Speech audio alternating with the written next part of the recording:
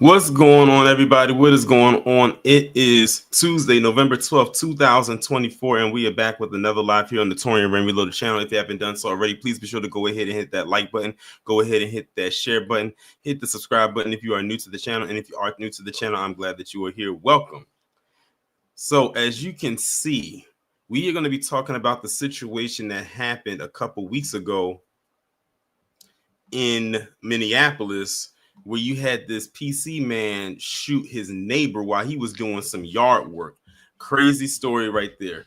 And shout out to everybody that's in here so far. I do not know what's going on with the notifications because it is only 24 people in here right now. I don't know. Y'all know what the deal is, but this is probably not going to be that long of a live. It shouldn't even take me an hour to get through this because it's only 3 articles attached to the story. With the most recent one coming out today. But let's see who we have in here so far. We have Scylla T, Denise Scales, Reef the Watcher, Cosma Fury, Reparations Nation, Shelton LDBC or Nothing Denzimas, Matthew, Brian Thomas, Stuns, and Don P. Shout out to everybody that's in here and everybody that's not in here yet. Please go ahead and hit the like button. And also, before I get started, happy birthday to Kid Gravity. I wasn't able to stay in his live because I was extremely tired. Like, I was very tired and exhausted. I knew I wasn't going to make it. I literally just closed my laptop down and took a nice power nap, and I needed it. Now I feel energized. Also, before we get into it, do I have anybody in this chat right now who lives on the East Coast, like between the states of New York and Virginia? Because last night, earlier this morning, if you had Verizon, there was a huge power outage. Because my internet went out. And I'm thinking that there was something wrong with my router. But then I said, let me just go on the X. I was able to get onto my phone through the network. And I literally typed it in and said Verizon outage, or I forgot what I typed in. But it turned out there was a major power outage if you were a Verizon customer. I think it affected AT&T and Cox Cable as well, but mainly Verizon. But it was a major power outage, and it started at like 12:30 a.m. I went and I was scrambling. I unplugged my router. I reset it. I did like 5 times, and I'm like, okay, something is off here. And I'm thinking, oh, damn, I hope I don't have to get a new router. But then I was looking at the light bulb and I was like, the router works, because if it didn't work, it would be a red light, but it was the same solid white light that's always there when it works. So I just went on to X, and sure enough, there was a major outage where it affected people from as far as New York all the way down to Virginia. It even went as far as the people in Kansas, but they ended up getting it fixed. Like, I think it came back on, I would say maybe around 6 in the morning. So it was out for about 6 hours. So yeah, that was quite a situation there, but I'm glad they got it all fixed.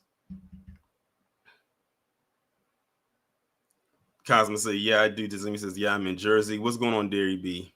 Brian said West Tennessee. Cosmo said his Fios was streaming video all night. Yeah, that was crazy, but I'm glad that they got that taken care of. But anyway, I just wanted to throw that out there and also allow more people to get in there. But let's go ahead and get started with this story right here. Before we get into it, has anybody in the chat heard about the story that I'm going to be discussing today? Is this your first time hearing about it, or have you heard about it already? In Minneapolis, a dramatic standoff ended overnight where police arrested 54-year-old John Sawchak, who's accused of shooting his neighbor, Davis Moturi, in the neck, leaving him critically injured. That incident happened last week as Moturi was doing yard work. Our NBC affiliate obtained video of it, but we do want to warn you, however, that some might find it disturbing.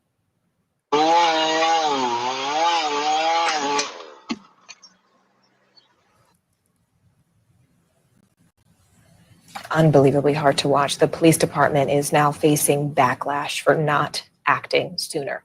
A criminal complaint shows that Moturi had been warning for months about his neighbor's escalating harassment that eventually turned violent. NBC News correspondent Antonia Hilton is following all of this for us. Antonia, it was interesting because the police chief said the department failed the victim. How so? Well, this comes after days of community uproar. The shooting that you just showed right there, heartbreaking and shocking imagery. I mean, this has been going around the community since Wednesday when this transpired, but he was not apprehended until 1:30 a.m. last night. And so for days, people were wondering, well, what's going on here? I mean, it's on video. And at first, authorities were saying, well, because of the suspect's history of mental illness, the fact he has firearms, they were saying they were fearful of having an aggressive and potentially violent standoff with him. But of course, for people living in that neighborhood and in that community, that meant he was living in his home for days after the shooting occurred, and they felt like they were at risk. And certainly the victim, who has been thankfully getting treatment for his very serious and critical injuries, it's left them feeling abandoned, and the community, in spite of the apprehension now, are still demanding further answers, Morgan. I think we actually have some sound from that community. Can we go ahead and play that? We had identified issues of concern, including issues that the individual had both firearms inside and also had knowledge of improvised explosive devices. Thankfully, our officers were able to peacefully arrest this individual tonight after several hours of a SWAT operation. You mentioned those mental health concerns. Do we know where the suspect is now, if there's an upcoming trial date, and what do we know about his current? He is in custody, apprehended after authorities nearly had to gas his house to draw him out late at night last night. This was an hours-long standoff. And so the community is relieved that he's in custody now. He's facing attempted murder charges, but we don't yet have a trial date set. There's still a number of steps here to go because it's taken days, Morgan, to get to this point. But expect to hear from Moturi and other community members who are outraged. I mean, this 54-year-old neighbor, 19 times Moturi had reported him for harassment, for hate speech, and it came to this. Unbelievably heartbreaking. Antonia Hilton for us. Antonia, thank you. Okay, so y'all just heard that right there, and it's so much to dissect from what y'all just heard. So the first one, Reparations Nation, posted in the chat, and I almost paused the video to acknowledge that they actually showed. They didn't blur out. They actually showed this man getting shot. Like, so we could actually see him actively get shot in the neck. Usually right there, when it comes to something like that, they'll pause it, they'll freeze frame it, but instead of actually showing it, you'll hear it. But they actually showed it. They didn't even blur it. So we actually graphically saw this happening. And like y'all said, if this was a PC person that this happened to, they would not have shown that. Just like when it came to George Floyd and we saw him taking his final breaths after what Derek Chauvin did to him. They didn't blur none of that out. We actually saw that. We saw the whole thing unfold and unravel. So that was one of the first things that I noticed. The other thing was when they mentioned about his mental health. Y'all should have saw my eyes roll into the back of my head like I was the girl on The Exorcist when I heard them mention of some mental illness. Not that I'm surprised that they said that about some mental illness, but it's the fact that they continuously bring that mental illness crap to our face and think that we're supposed to just be okay with that, as if we don't see the play for what it is. And shout out to DSB and Miss Nisi for being continued members of the channel. I appreciate it. The next part, them claiming they were scared to go after this man. How? Only with white suspects do they act scared. But when it's a black person, that's when they want to be freaking Rambo with a badge. Y'all was scared of this man and was in an hours-long standoff with him before you peacefully took him in. And then it said that it took pushback from the community, which I'm going to actually talk about a little bit more as I continue to go on. It took pushback from the community for them to actually finally arrest this man. So that means they weren't going to actually do it on their own free will. They had to get pushback from the community in order for them to do something. So with that being said, that tells me that the police of that district or that precinct are just as responsible for what happened to this man than the actual shooter himself.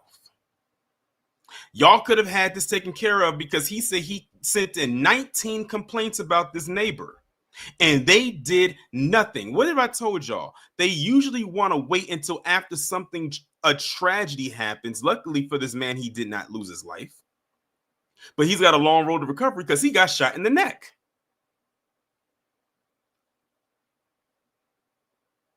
But y'all let that continue to go on until it got to this point when it could have been avoided had you taken him seriously the first time. So I'm glad the community pushed up against them, but I think they need to push them out of the department. Make them lose their, and when I say lose their jobs, I mean actually lose them, like terminate them, like they don't get no pension, nothing. No, oh, we're going to put them on leave. None of that. None of them transfer into another department so they can make money and wreak havoc over there. Also, now knowing that, I will look into the background of each and every cop in that division to see what their record is. Like I said, it's so many red flags with this story. From the shooter, of course, who did this, and of course, mainly the cops. Talking about they were some scared to go after this dude. Really? And the woman said they had to gas his house, which means they had to shoot tear gas canisters into his home to get him out of his house. Us, on the other hand, they would take that battering ram and knock it open. Remember what happened with Breonna Taylor? They had no problem going in there. What was the gas at then? When they went into that home and they took out Ayanna Stanley Jones, a 7-year-old little girl. They didn't use no gas cans then, not that they should have. They kicked the door and went right in and went crazy.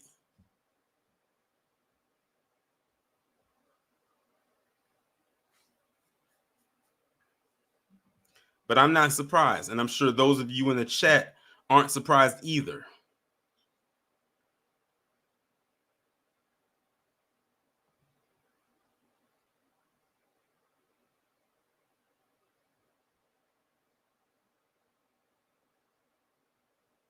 Matthew said, and this happened on Biden's watch. Matthew, I have to actually tell you this. White supremacy, it doesn't matter what watch or whose watch is on. It doesn't go by anyone's timetable. It just does. Because remember, I brought up Breonna Taylor, and whose watch was that on? Same thing with Ahmaud Arbery and George Floyd, who I also mentioned. Whose watch was that on? That's the thing about white supremacy. It doesn't just operate on anyone's timetable except its own. And if it wants to activate at any given moment, it will. If it wants to rear its ugly head, it's going to.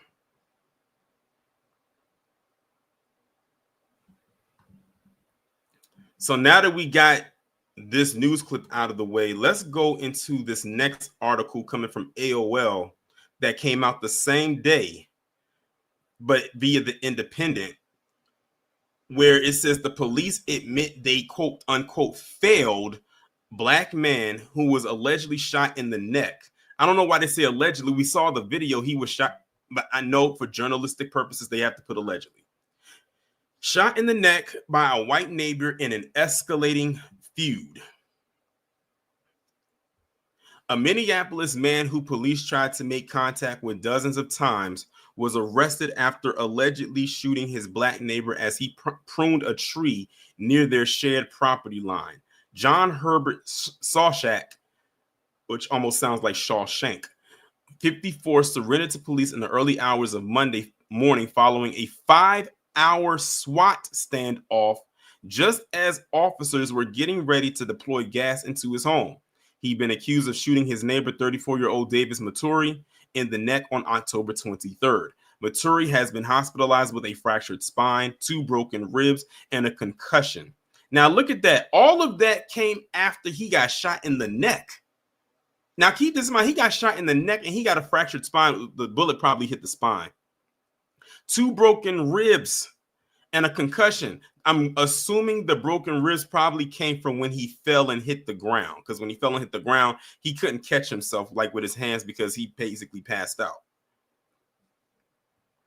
Police said Sawchak, a white man, fired at Moturi last week from his upstairs window in an event preceding dozens of harassment complaints Moturi had filed with police about his neighbors. So he wasn't even outside of his home when he did it.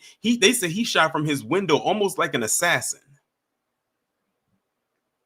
But Minneapolis Police Chief Brian O'Hara said officers could not reach him since April, stating Sawchak possesses firearms, has a mental illness. I shake my head at that. And knowledge about explosive devices. That doesn't sound like someone who's too mentally ill to me, if you ask me. Executing a warrant was considered high risk. The chief said that Sawchak had active warrants for his arrest. And look at this fool right here. This dude looks like he's kin to Clayface. Look at his face. Look at him. He looks like he's still cooking.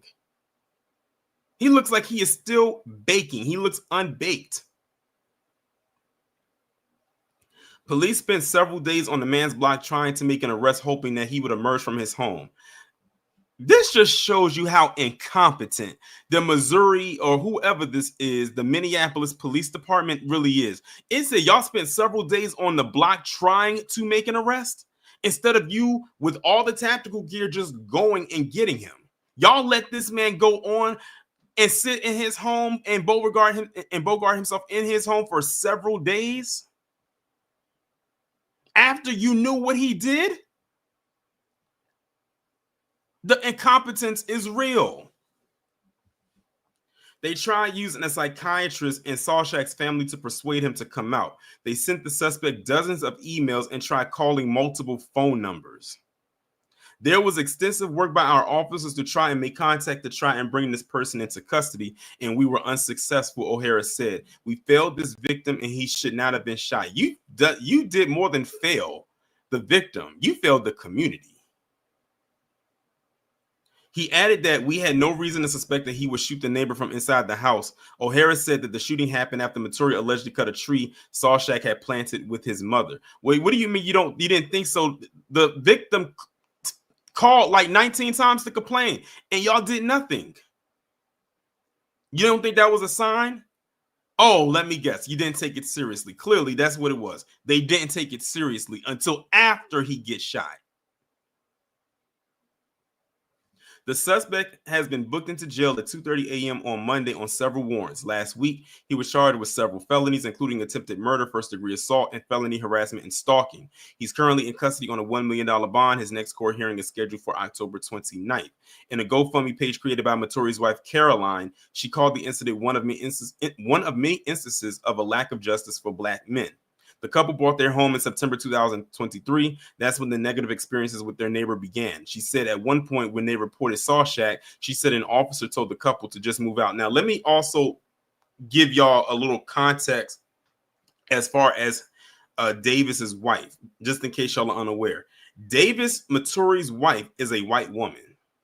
I wonder if that also played a part in why the neighbor started to attack them. Or go at them, because he saw this Black man move onto his block next to him too, and he's married to this white woman. So I wonder if it was some animosity there because of that. She claims Sawchak tried to attack her husband with a gardening tool while doing housework on a 10-foot ladder. In another instance, she said the neighbor tried to chase her husband with a shovel. At that point, I would have got my power tool. We have reached the point where we need everyone to be outraged with us and demand action. How many times does the country need to see the justice system fail Black men before the system changes? She wrote. Once my husband is discharged from the hospital, he will be unable to recover in the comfort of his own home. The page has raised more than $20,000 of a $50,000 goal. Minnesota State Senator Omar Fateh has called for an immediate and transparent investigation into the police's handling of the case. We must hold law enforcement accountable and ensure our public safety policies prioritize community well-being over convenience, he wrote in an open letter posted on X. So there you go.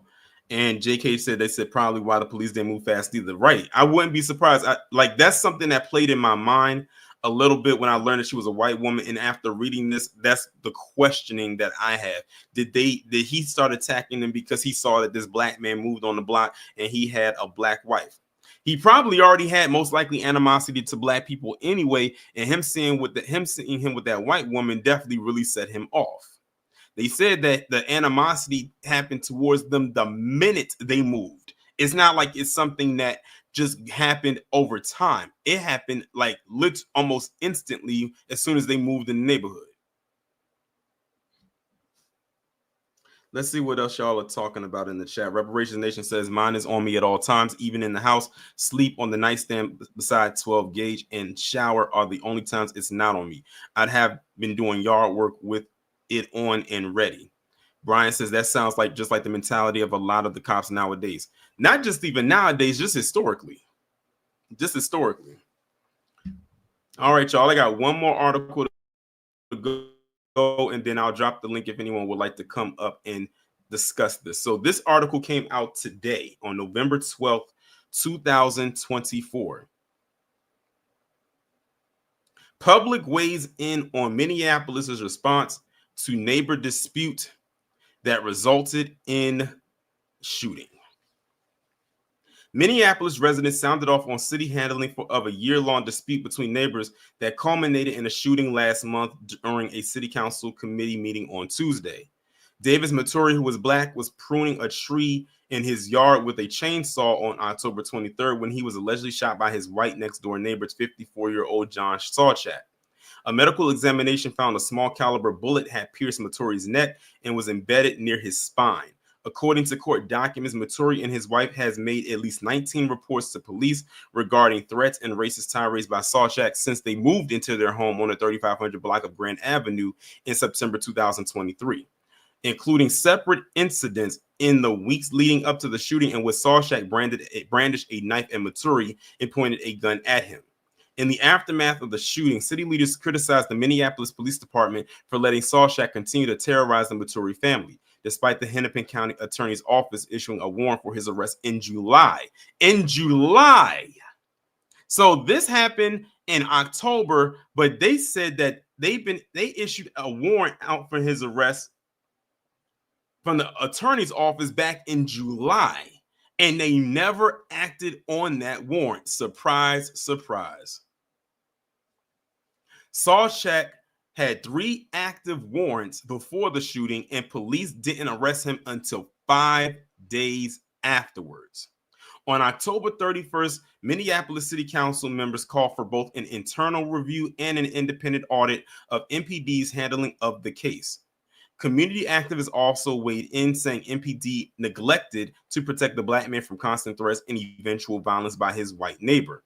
Residents who spoke during a Minneapolis City Council committee of the whole meeting on Tuesday said this shooting was the latest in a long line of instances in which a black person was harmed by the actions or inactions of the Minneapolis Police Department. So it was very unsurprising whenever I saw the reports and the outrage about the unabashed violence of Sawchak going completely unchecked and with pitiful attempts from MPD to intervene because Sawchak is a part of the plan, Minneapolis resident Julia Johnson said. He is a vigilante doing the work of the MPD to keep us aligned to know our place. Several people brought up the police killings of George Floyd and Jamar Clark, and another person contrasted MPD's refusal to take Sawchak into custody with the deadly shooting of Amir Locke, while MPD officers served a no-knock warrant. Sound familiar? Sawchak gets over a year on just this particular case, and yet Amir Locke, who wasn't on any warrant, who wasn't involved in any crime, got 6 seconds from when they kicked in the door. Minneapolis Police Chief Brian O'Hara initially defended his department actions and said his officers were running into difficult coaxing Sawchak, who O'Hara characterized as a, quote, recluse who could be armed and dangerous, out into the open. See how they handle them with kid gloves? Even when they know they're a threat, they handle them with kid gloves.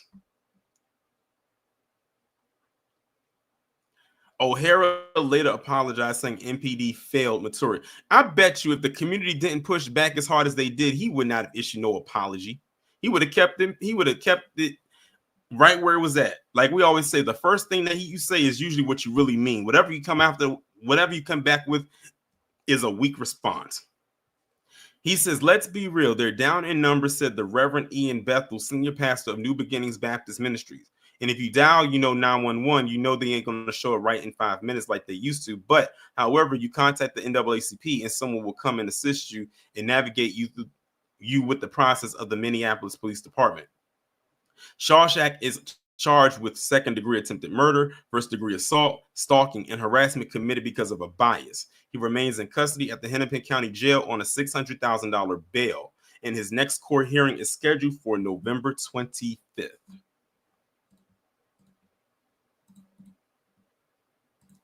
The necessary news has let me guess he had mental issues like the mainstream. Oh, I don't know. Necessary news. I don't know when you came in here, but when we went over the audio or the news clip, they mentioned that. So you're exactly right. They already said use he has mental issues. They already did it. They already said it. But anyway, y'all, that was the last article right there. I'm gonna try to see if I can stay updated on this because it says that the next thing that they'll talk about is his court hearing, which is on November 25th, which ironically is what's that, the week of I know that's the week of Thanksgiving. Yeah, that Monday.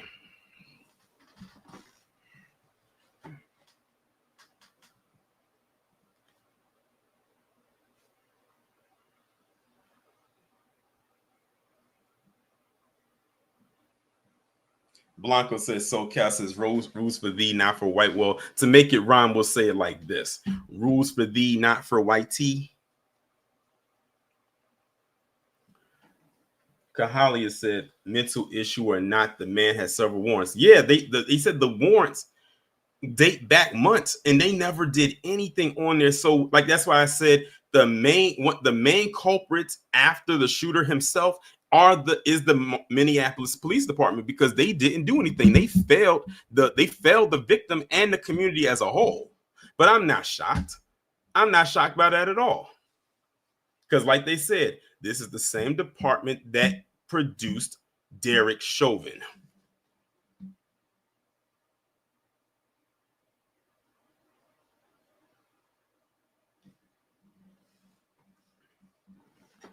Casey says, remember the Kim Patterson? Yeah, I remember that. I remember that whole story.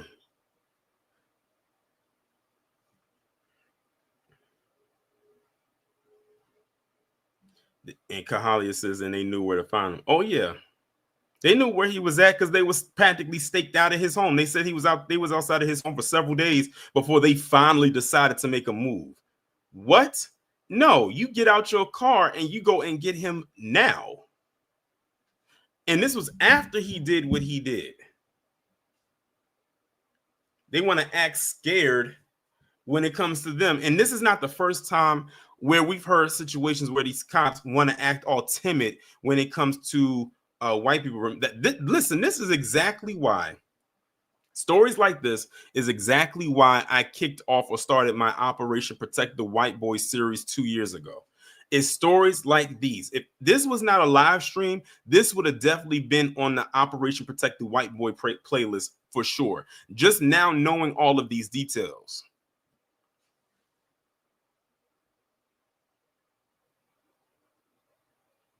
B1 CMO 27.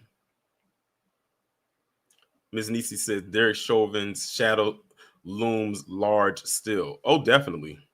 Oh, for sure. That story right there, that whole situation is unforgettable. Like we gonna be hearing about that story for years to come. That's not going nowhere. The whole situation as a whole, down to his sentencing. What's the B1 Mike Mellis John? But listen, I think I put the link in. I did put the link in the chat, but I don't think anybody clicked it because I don't think anybody wants to come up and speak to this topic. But that's okay because it's one of those heavy hitting topics. So I completely understand. Or maybe y'all are in a position where y'all can't come up and speak. But if that is the case, I'm gonna go ahead and end this live. Like I told you, this wasn't going to be a long live. I said I was going to be able to knock this out in under an hour. I did it in about 30 minutes. So I'm proud of myself for that. But I had to talk about this. The next time that I do go live will be on Friday, and it's going to be a bed bucking entry live. It's going to be a first timer too. Like this is going to be the first time they've been an entry. And when I saw what they posted on X, I said, I have to talk about this, but the consequence that came after it is going to make it even more sweeter. So with that being said, everybody, we didn't have a lot of people in the chat today, but that's fine. But we'll be back at it on Friday. And I'm sure on Friday, y'all gonna flood the chat on Friday. But with that being said, everybody, y'all enjoy the rest of your evening. I hate that it gets dark so soon now because it throws my time off. Shout out to each and every one of you, all the mods, all the members, everybody on X, everybody on Instagram, in the Discord, all of that good stuff, everybody on Patreon. I hope that you enjoy the rest of your evening. It'll be a pre-recorded video coming for y'all tomorrow at 10 a.m. So make sure to be on the lookout for that. I'll probably have the window posted up in the next hour or so, and we will go from there. And also, shout out to y'all for running the numbers up on the Myron Gaines video. I checked that thing got over 17,000 views. Y'all ran the numbers up. I even got a few new subscribers off of that one too. So shout out to y'all for doing that. With that being said, be safe and be one.